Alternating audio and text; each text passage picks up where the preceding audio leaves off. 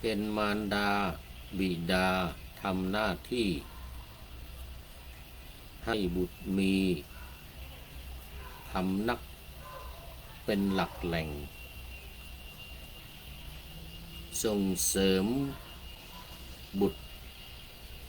ธิดาตนกุศลแรงย่อมส่องแสงเพิ่มพูนตระกูลวงศ์ขอถวายความนอบน้อมแด่พระรัตนตรัยมีพระพุทธเจ้าเป็นต้นขอถวายความเคารพพระมหาเถระพระเถรานุเถระเจ้าคณะพระสังฆาธิการทั่วโลกมีพระเดชพระคุณพระธรรมเสนาบดีเจ้าคณะภาค7วัดพระธาตุดอยสุเทพเป็นต้นและขออำนวยพรแด่ท่านผู้ฟังท่านผู้ชมสาธุชนพุทธบริษัททั้งหลายวันนี้รายการพระไตรปิฎกลอยฟ้าก็ลอยมาจากวัดพระธาตุดอยสุเทพเข้าสู่สถานีวิทยุ5แห่งเหมือนเดิมคือสถานีวิทยุวัดพระธาตุดอยสุเทพวัดฝายหินวัดปากทางเจริญอำเภอดอยหล่อและวัดพระพุทธบาทอุดมอำเภอฝางนี่จังหวัดเชียงใหม่แล้วก็สุดท้ายมจร.วิทยาลัยสงฆ์นครลำปางอันนี้จังหวัดลำปางมีอาจารย์จีรศักดิ์ปันลำเป็นผู้อำนวยการ4สถานีหลังนี้ออกอากาศเวลา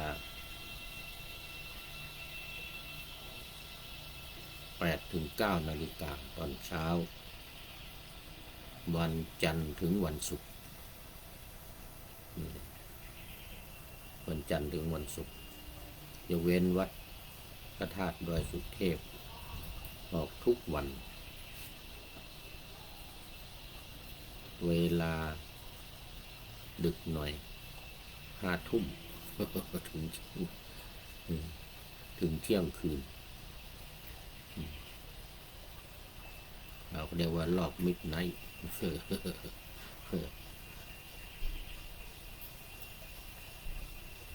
ผู้บรรยายเองก็ไม่ได้ฟังนะไม่ได้เปิดฟังเพราะว่าวิทยุเสียไปแล้วฟังไม่ได้สักสถานีวิทยุในโทรศัพท์ในมือถือก็เปิดยากเอาแอปมาก็มีโฆษณาตามมาด้วย มีโฆษณาตามมาอีกก็เลยไม่ได้เปิดดูไม่ได้เปิดฟังทางวิทยุนี่สักรายการเลยไม่ได้เปิดฟังสักรายการเลย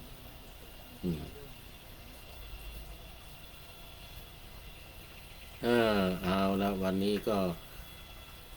เข้ามาสู่เนื้อหาสาระกันเลยยังอยู่ใน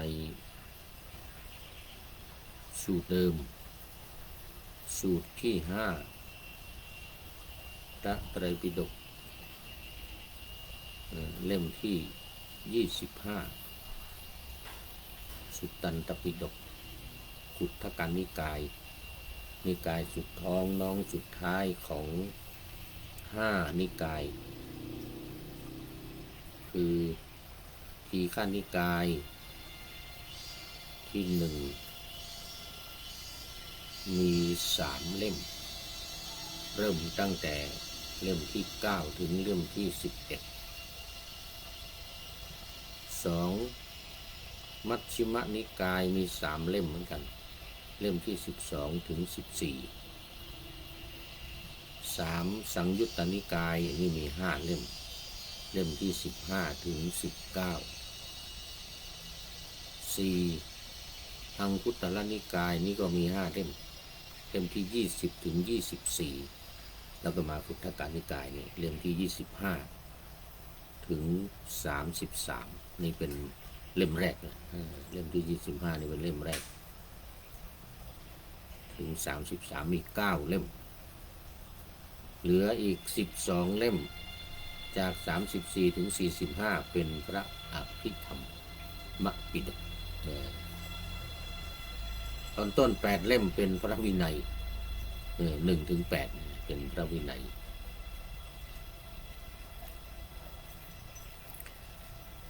วันนี้มาสูตรที่5เรื่องที่5ทั้งหมดนี้จะมีอยู่9เรื่องด้วยกันเรื่องที่5นี้เป็นมงคลสูตรจบไปแล้ว4 เรื่องก็เหลืออีก5 เรื่องเรื่องที่5นี่มงคลสูตรยาวหน่อยว่ากันหลายวันนี้ก็มาถึงมงคลที่12น่าจะเป็น12การสงเคราะห์ปัญญา13มั้งนี่คือ13การสงเคราะห์บุตรนี่เป็นเล่มที่12เรื่องที่12มงคลที่12ว่าผิดไหมมงคลที่12มงคลที่13ก็เป็นการสงเคราะห์ภรรยา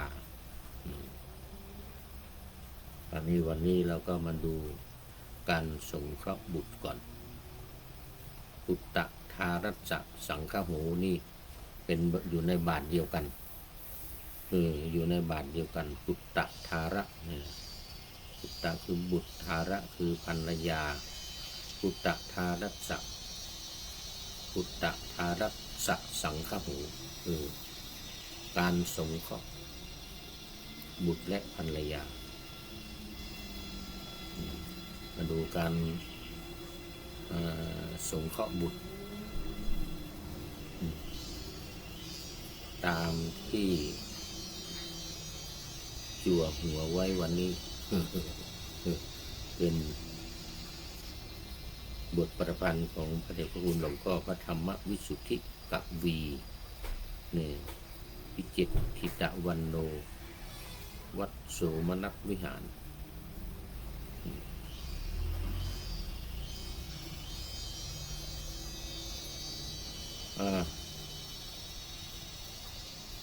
รู้สึกตอนนี้เป็นสมเด็จหรือไม่แน่ใจเป็นสมเด็จนะวัดโสมนัสวิหารอันนี้เขียนไว้ตอนที่เป็นสมณศักดิ์ที่ชั้นธรรมพระธรรมวิสุทธิกวี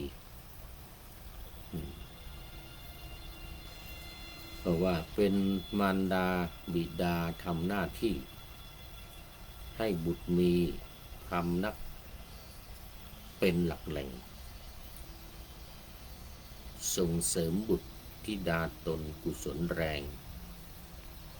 ย่อมส่งแสงเพิ่มพูนตระกูลวงศ์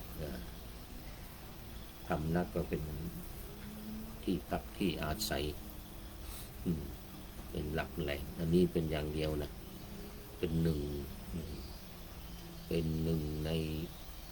การสงเคราะห์เป็นหนึ่งในการสงเคราะห์บุตรการสงเคราะห์บุตรนี่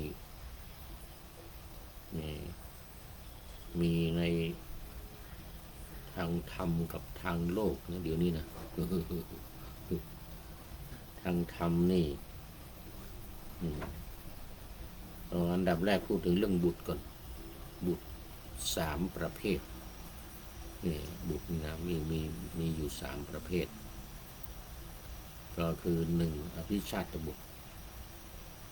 บุตรที่มีความรู้มีความสามารถมีคุณธรรมจริยธรรมอะไรเนี่ยนะยิ่งกว่ามารดาบิดายิ่งกว่ามารดาบิดามีพระพุทธเจ้าเป็นต้นพระพุทธเจ้าเรานี่นะเป็นอภิชาติบุตรนั่นเนี่ยก็บรรดาอรหันต์ทั้งหลายถ้าพ่อกับแม่ไม่ได้เป็นอรหันต์นี่นะก็ถือว่าเป็นอภิชาติบุตรแทบจะทั้งนั้นเลย อย่างท่านพระสารีบุตรนี่ได้แม่ได้เป็นโสดาบันก็ตอนที่ท่านใกล้จะมรณภาพ วันนั้นเลยวันมรณภาพ ตอนกลางคืนมั้งตอนเช้ากลางคืนที่ผ่านมานั่นเห็นอัศจรรย์มีแสงสว่างเต็มห้องตลอดคืนปรากฏว่ามีพระพรหมมีเทวดามีเท้าจตุโลกบาลอะไรมาสักการะเคารพลูกชายของตัวเองจึงได้แปลกใจตื่นเช้ามาถามดูผู้ใดมาเนี่ยเมื่อคืนที่แล้วแสงสว่างเต็มห้องเลยนะท่านสารีบุตรก็เลยบอกให้ฟังว่านั่นเป็นพรหมคนนั้นเป็นเทวดาคนนั้นเป็นเท้าจตุโลกบาลคนนั้นเป็นยักษ์คนนั้นเป็นมารคนนั้นเป็นอะไรอย่างเงี้ยนะมารถ้าจะไม่มาก็เลยลูกเราเนี่ยเป็นที่สักการะของสิ่งศักดิ์สิทธิ์เนี่ยพระพรหมก็มาเนี่ยนะแสดงว่าลูกเรานี่แน่เหมือนนะนายแน่มากก็เหมือนเลยยอมกราบเคารพนับถือตอนแรกไม่เคารพนับถือแต่หมู่พรหมหมู่อะไรของศาสนาพราหมณ์พระอิศวรบ้างพระเจ้าทั้งหลายพระศิวะพระอิศวรวันนี้ได้โอกาสก็จึงแสดงธรรมให้ฟังแต่นี่ลูกอภิชาติบุตรลูกอภิชาติบุตรของทั้งน้องชายน้องสาวเป็นอภิชาติบุตรหมดเลยของท่านพระสารีบุตรเนี่ยนะของนางสาลีนี่นะ นางสาลีแม่ของพระสารีบุตรตอนนี้ขอต้อนรับพระเดชพระคุณหลวงพ่อสุทธิสงึมรำจากจังหวัดบุรีรัมย์คราวนี้มาด้วยตุ๊กตาแต่ว่าตานี่เป็นหัวใจสีชมพูกราบขอบพระคุณพระเดชพระคุณเป็นอย่างยิ่งแล้วก็วันนี้เป็นอาทิกัลยาณธรรมโม เป็นผู้มีธรรมอันงามในเบื้องต้นคือศีลนี่เดี๋ยวรายการนี้มัน1 ชั่วโมงอีกถ้าใครมาเกินครึ่งก็จะเป็นมัชเชกัลยาณธรรมโมเนี่ยเอากราบขอบพระคุณหลวงพ่อเป็นอย่างยิ่งอำนวยพรวันเกิดสีชมพูวันอังคาร วันอังคารขอบคุณหลวงพ่อเป็นอย่างยิ่ง วันนี้เป็นรูปตุ๊กตาหน้าคนสวยงามเออ เอามาต่ออภิชาติบุตรนะอันที่สองอนุชาติบุตรนี่เสมอกันพอพ่อแม่เป็นยังไงมีอุปนิสัยใจคอเป็นอย่างไรมีความรู้ขนาดไหนมีคุณธรรมอย่างไรลูกก็อย่างนั้นตามอนุนี่อนุแปลว่าตามอนุชาติบุตรบุตรที่มีความดีคุณธรรมและความสามารถเสมอบิดามารดาไม่เกินไม่น้อยไม่ต่ำพ่อเป็นครูลูกก็เป็นครูอย่างนี้นะ พ่อเป็นตำรวจลูกก็เป็นตำรวจตามอย่างนี้นะพ่อเป็นนายพลก็ลูกได้เป็นนายพลตามนี่นะพลตำรวจนี่นะนายพันนายพลนายพันถ้าพ่อได้นายพันก็ได้นายพันนะจะไปลูกเป็นนายพลไม่ได้มันจะเป็นอภิชาติบุตรเลยนะ ก็ต้องเท่ากันเลยนี่หรือพ่อเป็นชาวไร่ชาวนาลูกก็เหมือนกันเลยเป็นชาวไร่ชาวนาเหมือนกับพ่อเรื่องคุณธรรมการทำบุญสุนทานเพื่ออารีหรือเมตตากรุณาอะไรก็เหมือนกันหมดทุกอย่างเป๊ะเป๊ะเป๊ะเลย อันนี้แหละอนุชาติบุตรอนุชาติบุตรทั้งแม่ด้วยนะทั้งพ่อทั้งแม่แต่ประเภทที่สามสิอวชาติบุตรอวะแปลว่าลงนะแปลว่าลงแปลว่าต่ำนะ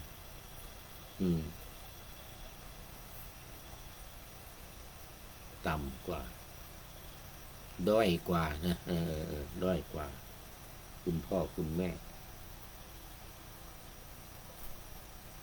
เรื่องคุณทั้งเรื่องคุณธรรมทั้งเรื่องความสามารถพ่อแม่เป็นครูลูกอาจจะไม่ได้เป็นครูหรือเป็นครูเหมือนกันแต่อาจจะได้เขาเรียกว่าได้ขั้นน้อยกว่าแม่ได้3 ขั้นลูกอาจจะได้สักขั้น1 หรือ 2 ขั้นนี้มันต้องน้อยกว่าแหละมันต้องถึงจะเป็นครูเหมือนกันนะถ้าเป็นตำรวจคุณพ่อเป็นตำรวจยศนายพลหรือนายพันนะลูกก็อาจสักนายร้อยอย่างนี้หรือนายจ่าอย่างนี้10 โท 10 เอกอะไรอย่างนี้นะไม่เท่าพ่อไม่ด้อยกว่าความสามารถน้อยกว่าความรู้ก็ตามยศถาบรรดาศักดิ์อะไรมีนี่จะน้อยกว่าจะต่ำกว่าพ่อหมดต่ำกว่าพ่อต่ำกว่าแม่ด้อยกว่าพ่อด้อยกว่าแม่นี่เป็นลักษณะของอวชาติบุตรเราก็เห็นโดยทั่วไปนะโดยทั่วไปนี่ก็มีรู้สึกจะมีเยอะด้วยนะลูกที่ด้อยกว่าพ่อแม่นี่นะรู้สึกจะมีเยอะเลยอันที่จะเป็นอภิชาติบุตรเป็นที่เก่งกาจสามารถกว่าพ่อกว่าแม่นี่มีน้อยคิดเป็นเปอร์เซ็นต์อาจจะประมาณสัก20%ที่เสมอกันเนี่ยส่วนใหญ่มากส่วนใหญ่มากอาจจะว่าได้30% 40%เลย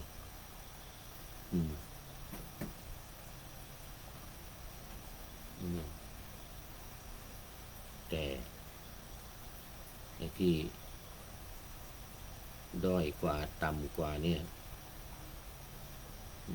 รู้สึกว่าจะมีเยอะกว่าเท่าที่เห็นนะเท่าที่เห็นแต่เราอย่าไปสบประมาทไม่ได้นะเรื่อง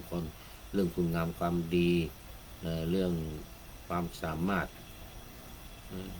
เราอาจจะไม่เห็นทางด้านภายในภายในเราจะไม่เห็นภายนอกก็เหมือนกันดูก็ไม่ค่อยออกเหมือนกันนานๆจะเห็นชัดเจนเลยนะอย่างที่ว่าแม่อาจจะเป็นหมอพ่อแม่เนี่ยเป็นหมอลูกก็แค่พยาบาลอย่างนี้นางพยาบาลหรือบุรุษพยาบาลอย่างนี้นะ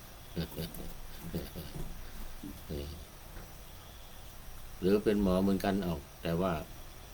ขั้นไม่เท่ากันเนี่ยได้เงินเดือนน้อยกว่าอย่างนี้นะมีเหมือนกันนะมีเหมือนกันนะมีประเภทนี้มีเป็นครูเหมือนกันอ่ะแต่ขั้นไม่เท่ากันขั้นไม่เท่าคุณพ่อคุณแม่คุณพ่อคุณแม่อาจจะได้เป็นผู้อำนวยการเนี่ยตัวเองอาจจะสูงสุดแค่รองผู้อำนวยการหรืออาจจะเป็นครูธรรมดาเป็นครูธรรมดาก็ได้ซีต่ำเนี่ยได้ซีต่ำกว่าพ่อกว่าแม่อีกอะไรอย่างนี้นะ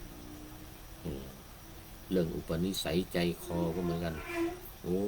พ่อแม่เป็นคนดีมีศีลธรรมใจบุญสุนทานรักษาศีลเมตตาภาวนาทำให้ลูกก็ไม่ค่อยเอาไหนนะไปบ้างไม่ไปมีบ้างไม่มีบ้างมีก็มีเล็กๆน้อยๆอะไรกันนะยังไม่เท่าเลยไม่เท่าพ่อเท่าแม่นะนี่แต่เสมอกันนี่จะเยอะแต่มากกว่ามีน้อยนี่นะที่ประเภทของลูกทั้งหญิงทั้งชายนะทั้งบุตรทั้งธิดา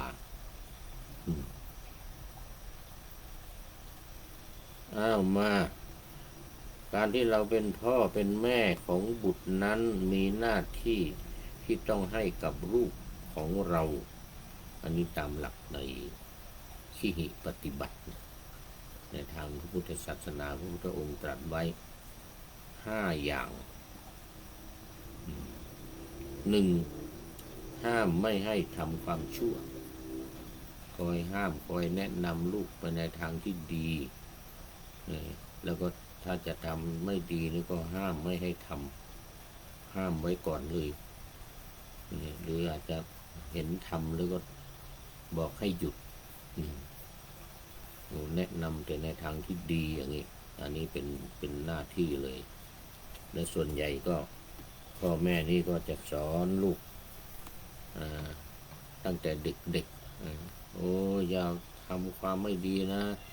อย่าไปทำสิ่งนั้นสิ่งนี้ไอ้ที่มันจะเดือดร้อนนะพ่อแม่นี่รู้เคยอาบน้ำร้อนมาก่อนแล้วอย่างนี้เนี่ย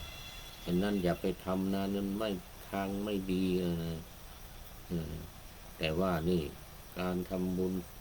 การถวายทายทานการรักษาศีลการเจริญภาวนานี่ดีเนี่ยแนะนำลูกให้ทำในทางที่ดีห้ามในทางที่ชั่วในข้อที่ 2ปลูกฝังสนับสนุนให้ทำความดีในตรงกันข้ามกับคนหนึ่งนี่ห้ามไม่ให้ทำความชั่วข้อที่ 2นี่ปลูกฝังให้ทำในสิ่งที่ดี 3. ให้การศึกษาหาความรู้นี่ส่งเสริม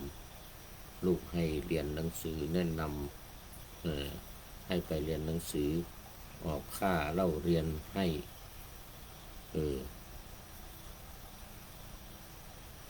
ส่งเสริมให้ได้รับการศึกษา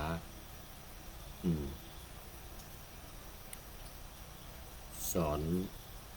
ให้พูดสอนภาษาให้ตั้งแต่เด็กๆสอนภาษาสอนอะไรให้ตั้งแต่เด็กๆแล้วก็ให้การศึกษาสูงอย่างเท่าที่จะให้ได้ ปริญญาตรีปริญญาโทปริญญาเอกส่งเสริมสนับสนุนอย่างน้อยๆให้ได้เท่าตัวเองจะได้เป็นอนุชาตบุตร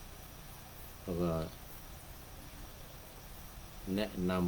ำให้ได้มากกว่าตัวเองอย่าง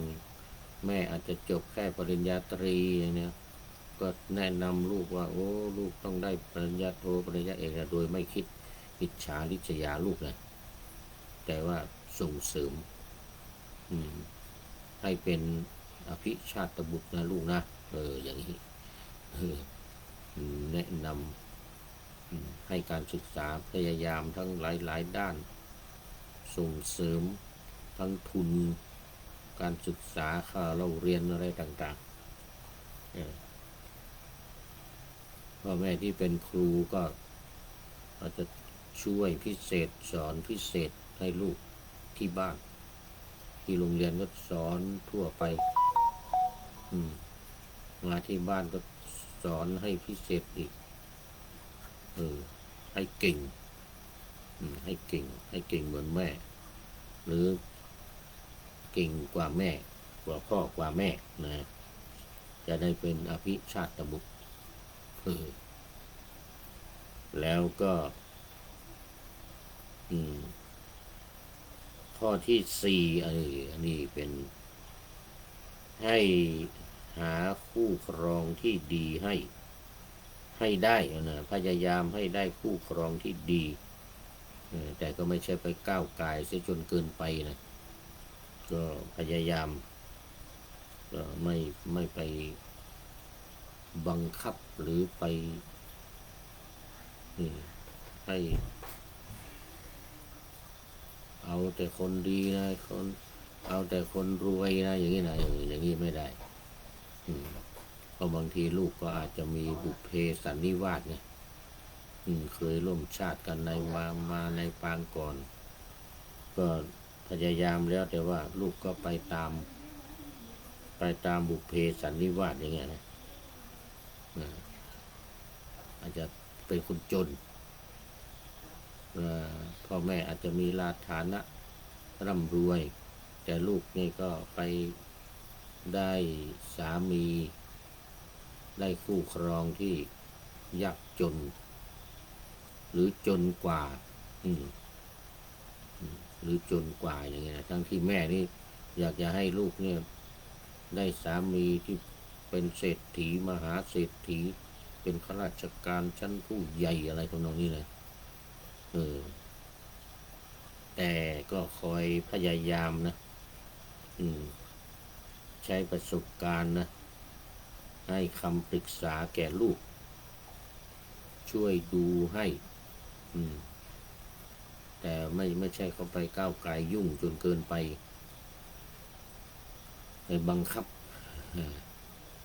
จะให้แต่งงานกับคนที่มีตระกูลเสมอกันอย่างนี้นะเนื่องจากว่าในอินเดียมันมีอย่างนั้นข้อนี้เนี่ยมันจะตรงกันข้ามกับสังคมในประเทศอินเดียสมัยนั้นนะไม่ว่าสมัยนั้นสมัยนี้ก็ตามสมัยนี้ก็ตามพ่อแม่ก็จะหาคนที่คู่ควรกันเขามีชั้นวรรณะมีชนชั้นเสมอกันเนี่ยนะนี่สำคัญมากเลยนี่ถือกันมากเพราะฉะนั้นข้อนี้เนี่ยพระพุทธเจ้าก็จึงให้แบบพอดีนะปานกลางนะปานกลางไม่ปล่อยจนเกินไปไม่ปล่อยจนเกินไปแต่ในอินเดียนี่เขาไปหากันอย่างนั้นจริงๆไปหาเอาคนที่เอาเรื่องวรรณะก่อนนะคนเป็นวรรณะพราหมณ์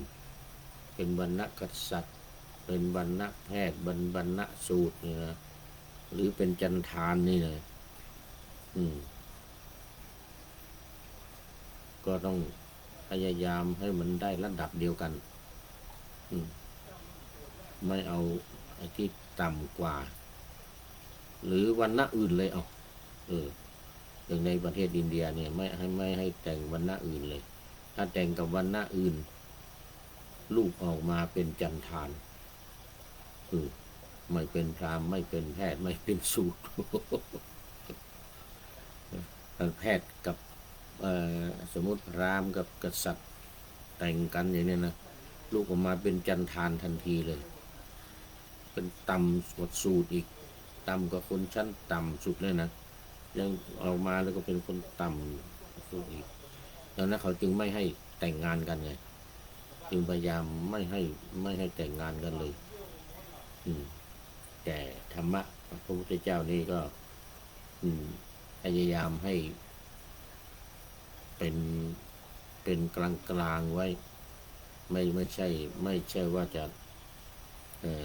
เอาเรื่องดีไว้ก่อนเรื่องดีไว้ก่อนอาจจะยากจนอาจจะเป็นคนวรรณะอื่นแต่เป็นคนดีเอาเป็นคนดีไว้อยู่แต่คนไม่ดีไม่เอาเหมือนกันคนไม่ดีนี่ไม่ให้เอาเหมือนกันไม่อยากให้เอาเหมือนกันเนี่ยไม่อยากให้เอาแต่บางทีไม่รู้ก็ไม่รู้จะว่ายังไงเหมือนกันนะไม่รู้ว่าเป็นคนไม่ดีเนี่ยแล้วก็พอแต่งงานกันไปลูกแต่งงานไปก็ออกลายทีหลังนี่พวกออกลายทีหลังนี่ชักไม่รู้จะทำยังไงเหมือนกันนะถือว่าเป็นเวรกรรมถือว่าเป็นบุพเพสันนิวาสแล้วกันอย่างที่เคยเล่าให้ฟังเรื่องของนางปัตตาจาราเนี่ยก็เป็นคนยากคนจนอยู่ในป่านู่นนะแต่เป็นบุพเพสันนิวาสกันเนี่ยหนีตามกันไปเลยหนีตามมาหนีพ่อหนีแม่ไปเลยถือความรักเป็นอมตะไม่ถือฐานะเป็นสิ่งแน่นอนจนกระทั่งตั้งอุทธรณ์ขึ้นมาอ่อนๆก็เริ่มระกำมาอย่างนี้นะเราไปอยู่ในป่าหน้านาทำนาหน้าแรงหน้าร้อนก็เผาถ่านขายเนี่ยพ่อแม่ก็ไม่รู้จะทำยังไงเพราะว่าหนีตามกันไปแล้วจะไปตามหาที่ไหนก็ไม่ได้หรือตามไปเจอก็ไม่อยากจะพัดพรากลูกจากสามีจากลูกเขาอาจจะมีลูกด้วยกันมีเป็นสามีอยู่ด้วยกันแล้วเนี่ยไม่อยากจะพัดพรากเขาก็เลยไม่ตามไปจริงถ้าตามก็ตามได้อยู่ออกไปตามในป่าในหมู่บ้านแถวรอบนอกเลยเนี่ย10 ปี20 ปีมันก็ต้องเจอวันหนึ่งไปตามหามันต้องเจอสักวันหนึ่งแต่ก็คงไม่ตามนี่ไม่ได้ข่าวว่าตามมันตอนนี้ขอต้อนรับคุณโยมพิษสมัยศรีเทพธรรมรงค์จากจังหวัดลำปางกราบสาธุสาธุสาธุเจ้ามาแล้วมัชเชกัลยาณธรรมิกาเป็นผู้มีธรรมอันงามในท่ามกลางตอนนี้ผ่านไป30 กว่านาทีแล้ว33 นาทีครึ่งเนี่ยเกินครึ่งแล้วเกินครึ่งแล้วเป็นสมาธิมีเทียบกับสมาธินะนี่คือมีสมาธิดีมัชเชกัลยาโนกัลยาณธรรมิกาเป็นผู้มีธรรมอันงามในท่ามกลางคือสมาธิเขาบางทีก็เข้ามาเป็นอาทิกัลยาณธรรมิกานะคุณโยมพิสมัยบางทีก็เป็นสุดท้ายเลยปฏิโยสานะกัลยาณธรรมิกาโมทนาเป็นอย่างยิ่งเนี่ยพูดถึงเรื่องของให้ได้คู่ครองที่ดีเนี่ย ใช้ประสบการณ์ของเราให้คำปรึกษาแก่ลูกช่วยดูแลให้อันนั้นในไม่ข้อนี้นี่ในอินเดียไม่ได้ละในอินเดียไม่ได้เพราะบังคับวันณะใครวันณะมันจะเข้าถ้าจะเข้าอยู่ก็คือว่าหาคนที่อยู่ในแม้อยู่ในวันณะเดียวกันก็ตามแต่ดูฐานะความรวยความมีเงินมีทองอีกเนี่ยดูฐานะอีกเนี่ยต้องเสมอกันนะก็เรียกว่ามีตระกูลที่เสมอกันต้องหาอย่างนั้นอีกอันนี้อยู่พอเข้าหลักนี่อยู่พอเข้าหลักนี่อยู่แต่ในกรณีที่ว่าให้มีวรรณะเสมอกันให้ชนชั้นเสมอกันเนี่ยอันนี้ข้อนี้ไม่ได้นะข้อนี้ไม่ได้เพราะว่ามันเป็นการเพราะว่าที่ทำกันอยู่ที่ผ่านมานี่นะตั้งแต่สมัยพระพุทธเจ้ามาแล้วนะจนถึงปัจจุบันเนี่ยก็ยังมีอยู่แม้ว่ารัฐบาลประเทศอินเดียเนี่ยแม้แต่รัฐบาลจะยกเลิกไปแล้วเรื่องวรรณะเนี่ยตามกฎหมายนี้ไม่มีนะแต่ในทางปฏิบัติยังมีอยู่ทาสรับใช้ในบ้านก็ยังมีอยู่คนที่เป็นทาสก็เป็นทาสดูอย่างนั้นแหละลูกเกิดมาก็เป็นทาสต่ออยู่ในบ้านนั้นออกไปไหนไม่ได้ยังมีอยู่แต่เวลาจะแต่งงานจะมีสามีภรรยาก็อยู่หมู่ทาสนะจะมาเอาหมู่ที่เป็นเจ้านายไม่ได้นะที่เป็นนายไม่ได้นะก็ถือวรรณะอย่างเคร่งครัดเลยข้อนี้นี่ไม่ได้สำหรับคนอินเดียมาต่อไปข้อที่5มอบทรัพย์ให้ในโอกาสอันควร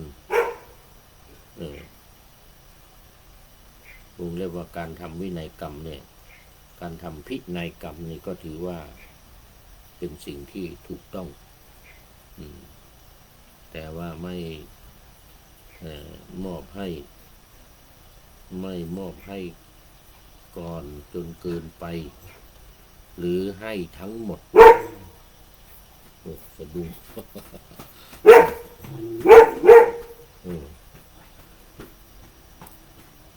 ให้ก่อนที่ตัวเองไม่ตายเนี่ยก็ไม่ให้ทั้งหมดเรื่องให้มรดกให้เจ้าเนื้อเมื่อวันก่อนก็มีท่านนายพลนเรศกิจแล้วก็มีข้อคิดมาไว้ให้เหมือนกันให้ไปหมดเลยเนี่ยลูกจะเกี่ยงกันคนนั้นได้คนนั้นคือได้ไปบางทีได้มากบางทีได้น้อยบางทีได้ไม่เท่ากันหรือบางทีเท่ากันนั่นแหละแต่ว่าจะเกี่ยงกันเลี้ยงดูแลพ่อแม่ก็อะไรได้ทรัพย์สมบัติไปหมดแล้วที่ถูกต้องนี่ก็คือให้แต่ว่าให้เหลือไว้แก่ตัวเองสักส่วนหนึ่งให้เหลือไว้แก่ตัวเองไม่ให้ทั้งหมดให้เหลือตัวเองสักส่วนหนึ่งให้สมมติเรามีลูก3 คนเนี่ยก็แบ่งเป็น4 ส่วนหนึ่งไว้ให้กับตัวเองอีก3 ส่วนก็ให้ลูกไปคนละส่วนอย่างนี้ให้ทรัพย์สมบัติแต่ในกรณีที่เป็นของส่วนตัวที่มันมีอยู่เนี่ยควรจะทำเป็นพินัยกรรมเอาไว้ให้เห็นกันเลยให้ลูกเห็นเลยว่าเนี่ยทำพินัยกรรมไว้ให้แล้วเนี่ยแล้วก็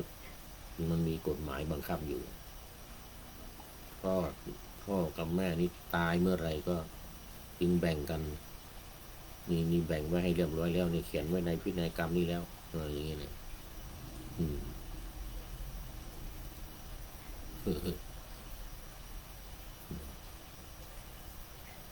หรือพี่ชายน้องชายก็ตาม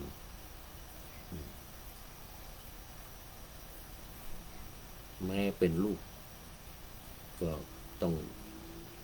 สงวนไว้ส่วนหนึ่งเขาเรียกว่าในที่นี้บอกว่าให้ในโอกาสอันควรนะเป็นให้ในโอกาสอันควรเนี่ยก็หมายถึงว่าอาจจะตอนใกล้จะมรณภาพเจ็บป่วยแล้วใกล้จะมรณภาพแล้วนี่ทำเหมือนกับนี่มีประสบการณ์พ่อของผู้พูดนี่นะพ่อของผู้พูดนี้ตอนนั้นป่วยออกจากโรงพยาบาลแล้วหมอไม่เอาละหมอไม่เอาละมาบ้านหมอบอกว่าให้ไปดูแลที่บ้านเถอะเพราะว่ารักษาก็ไม่หายแล้วเป็นมะเร็งลำไส้พอกลับบ้านไปก็รู้แน่นอนแล้วว่าจะต้องไปแน่ๆกับแบ่งมรดกแบ่งทรัพย์สมบัติให้กับลูกๆอันนี้ก่อนตายว่าไม่ได้ทำพินัยกรรมแต่ว่าแบ่งให้เท่ากันแบ่งให้ลูกเท่ากันเรียกว่าทำตามหน้าที่ของบิดามารดาที่พระพุทธเจ้าให้ไว้เรียกว่าในโอกาสมอบทรัพย์ให้ในโอกาสอันควรแต่จะให้ดีเนี่ยทำพินัยกรรมไว้เลยดีกว่าเพราะว่าเราไม่รู้ว่าจะปุ๊บปั๊บจะตายเมื่อไหร่ยังไงเนี่ยนะเพราะว่าเกิดว่าไม่ทันได้แบ่งให้เดี๋ยวมันแย่งกันอีกเดี๋ยวลูกมาพาแย่งกันอีกต้องแบ่งให้แล้วก็ทำเป็นพินัยกรรมไว้พ่อแม่สิ้นเมื่อไหร่ก็จึงเอามาแบ่งกันตามพินัยกรรมที่เขียนไว้นี้นี่อันนี้แน่นอนกว่า เรื่องการมอบทรัพย์เรื่องการให้ทรัพย์นะนี่เป็นเรื่องของ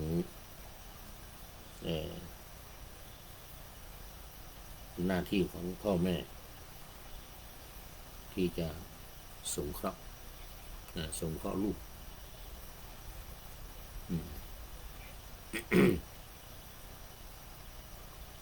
สรุปแล้วว่ามีอยู่5 อย่างตามที่ขีหิปฏิบัติตามธรรมะที่พระพุทธองค์ทรงวางไว้1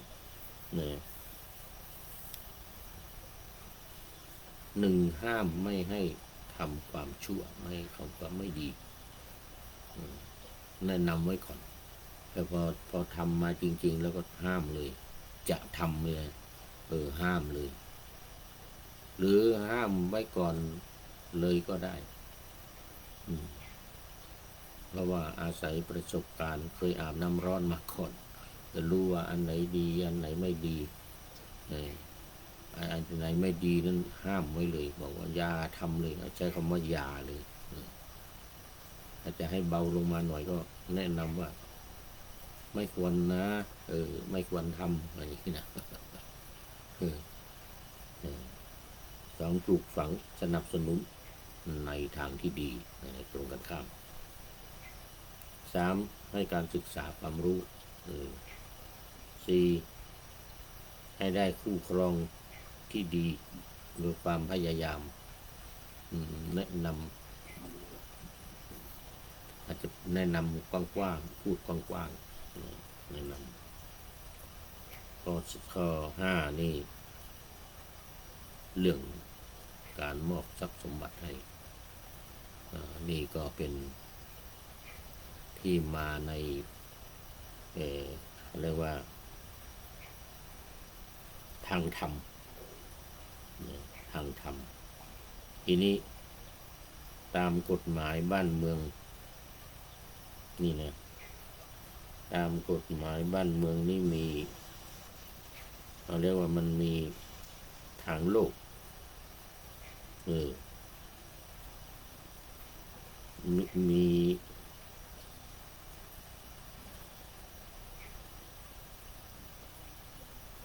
มีการ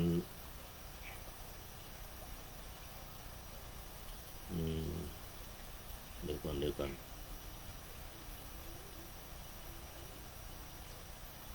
มีการเรื่องของกฎหมายเรื่องการให้ทรัพย์ให้บุตรนี่นะเขามีกฎหมายมาอีก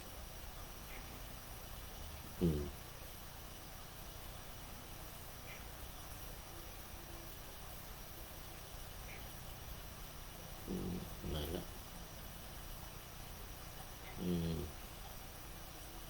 เดี๋ยวก่อนเรื่องของกฎหมายมันจะมีเรื่องของการประกันสังคมนะมันจะมีเรื่องการประกันสังคมนี่เงื่อนไขสำคัญการสงเคราะห์บุตรนี่กฎหมายบ้านเมืองนะอย่างที่ว่าเมื่อกี้นี้เป็นทางธรรมอันนี้เป็นทางโลกอัตราเงินช่วยเหลือ1อัตราเงินช่วยเหลือ2ระยะเวลาการรับเงิน3จำนวนบุตรนี่นะในเงื่อนไขตามกฎหมายเขาเขียนไว้พ่อแม่ควรจะปฏิบัติตามนี้1อัตราเงินช่วยเหลือ 1,000 บาทต่อบุตร1คนเหมาจ่ายรายเดือนก็คือกฎหมายกำหนดไว้เลยอันนี้เรื่องของการให้เงินให้เงินต่อบุตรให้เงินต่อลูก2ระยะเวลาการรับเงินตั้งแต่แรกเกิดจนถึงอายุ6 ปีบริบูรณ์นี่กำหนดในกฎหมายกำหนดไว้3จำนวนบุตรคราวละไม่เกิน3คนนับรวมบุตรแฝดด้วยหากเกิดในคราวเดียวกันว่างั้นนะเกิดในคราวเดียวกันอันนี้เรื่องของจำนวนบุตรในกฎหมายกำหนดไว้ให้เรื่องของการช่วยเหลืออันนี้เป็นเรื่องของทางบ้านเมืองทางกฎหมายหรือทางโลก1อัตราช่วยเหลือนี่กำหนดไว้เลย 1,000 บาทต่อบุตร1คนต่อบุตร1คนหรือเหมาจ่ายรายเดือนเหมือนกันนะไม่รู้มีบุตรกี่คนมี2คน3คน4คนพ่อแม่ต้องจ่ายให้เลย1,000 บาทหรือเหมาจ่ายรายเดือนเหมาจ่ายเป็นรายเดือนละเท่าไหร่ก็ว่าไปหรือให้ครั้งเดียวเรื่องของระยะเวลาตั้งแต่เกิดมาจนถึงอายุ6 ปีจนถึงอายุ6 ปีทีนี้คุณสมบัติผู้ประกันตน1ต้องเป็นผู้ประกันตนมาตรา33หรือมาตรา39อันนี้ยังไงไม่รู้นะ มาตรา33มาตรา39ต้องไปดูเองตอนนี้มีปริโยสานะกัลยาณธรรมิกาเข้ามาแล้วคุณโยมจันสมจากเชียงใหม่นี่เหมือนกันน้อมกราบสาธุค่ามาแล้วสุดท้ายใกล้จะหมดเวลาแล้วคุณโยมจันสมอันนี้ก็เป็น FC ตัวจริงเหมือนกันเข้ามาตลอดเลยว่าอาจจะเกือบ เกือบขอไปเกือบทุกรายการโอ้โมทนานะวันนี้เป็นผู้มีธรรมอันงามในที่สุด เป็นผู้มีธรรมอันงามในที่สุดอันนี้คุณสมบัติ2ต้องส่งเงินสมทบมาแล้วไม่น้อยกว่า12เดือนภายในระยะ36เดือนก่อนเดือนที่มีสิทธิ์ได้รับประโยชน์ทดแทนบุตรมีบุตรกฎหมายเอื้อกฎหมายเอื้อคล้ายๆว่าจะบังคับพ่อแม่ต้องให้เป็นรายเดือนหรือภายใน36เดือน12 3 36 3เดือน3เดือนทุก3เดือนทุก3เดือนทุก3เดือนอะไรอย่างนี้เป็นการรับประโยชน์ทดแทน3สามารถเบิกสิทธิย้อนหลังได้ไม่เกิน2ปีนี่อันนี้เป็นเรื่องกฎหมายเรื่องการประกันให้แก่บุตรเอกสารที่ต้องใช้ในการยื่นเรื่อง 1. แบบคำขอรับประโยชน์ทดแทนกองทุนประกันสังคมอันนี้เป็นเอกสาร 2. กรณีผู้ประกันตนหญิงใช้สิทธิ์สำเนาสูติบัตรของบุตรกรณีบุตรแฝดต้องมีของคู่แฝดด้วยนี่บังคับเลย 3. กรณีผู้ประกันตนชายใช้สิทธิ์สำเนาทะเบียนสมรสหรือทะเบียนหย่าหรือทะเบียนรับรองบุตรและสำเนาสูติบัตรของบุตรในกรณีที่เป็นผู้ชายพ่อแม่ที่เป็นผู้ชายแล้วก็ข้อที่2นั้นพ่อแม่ที่เป็นผู้หญิงข้อที่3สมุดบัญชีเงินฝากธนาคารประเภทออมทรัพย์หน้าแรกที่มีชื่อและเลขที่บัญชีของผู้ประกันตนก็คือของพ่อหรือของแม่เนี่ยนะต้องแสดงให้ชัดเจนเอื้อให้แก่บุตรที่จะมีสิทธิ์จ่ายให้บุตรหรือบุตร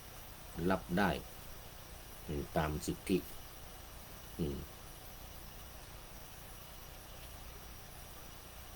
นี่บ่งธนาคารไว้เลยนี่เช่นธนาคารกสิกรไทยธนาคารกรุงเทพธนาคารกรุงไทยธนาคารไทยพาณิชย์เป็นต้นกฎหมายเอื้อให้แก่บุตรสามารถดำเนินการยื่นเรื่องได้ผ่านระบบออนไลน์ได้ด้วย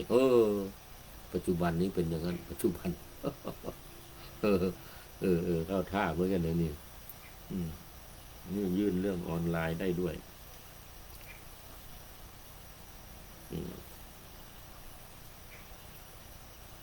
ที่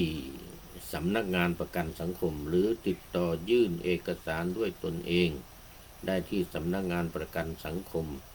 ทุกพื้นที่ทั่วประเทศนี้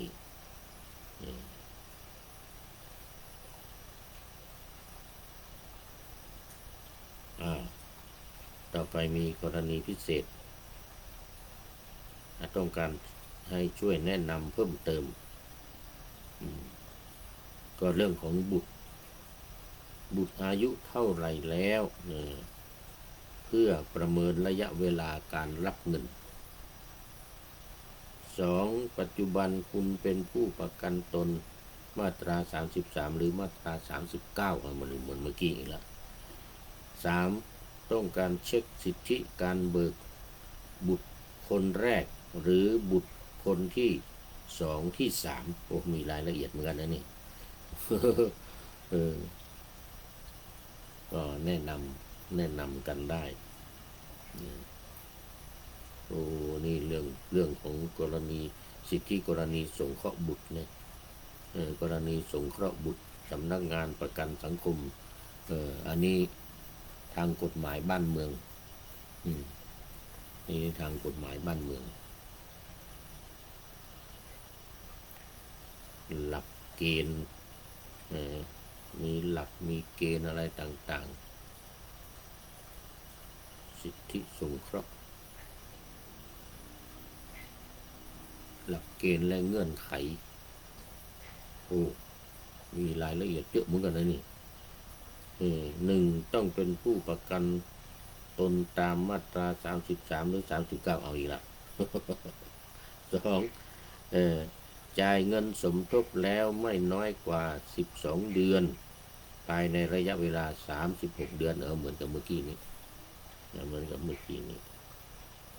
เอาละเป็นถือว่าเป็นเรื่องกฎหมายที่ควรจะรู้ไว้เหมือนกันเอาละตอนนี้ทั้งทางโลก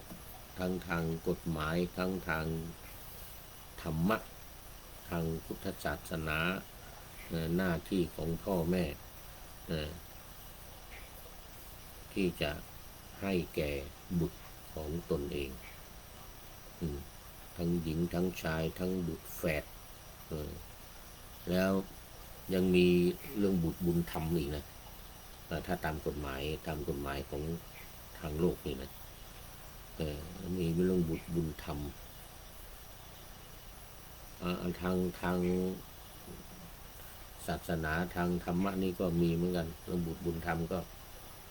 แบ่งให้อาจจะน้อยกว่าบุตรจริง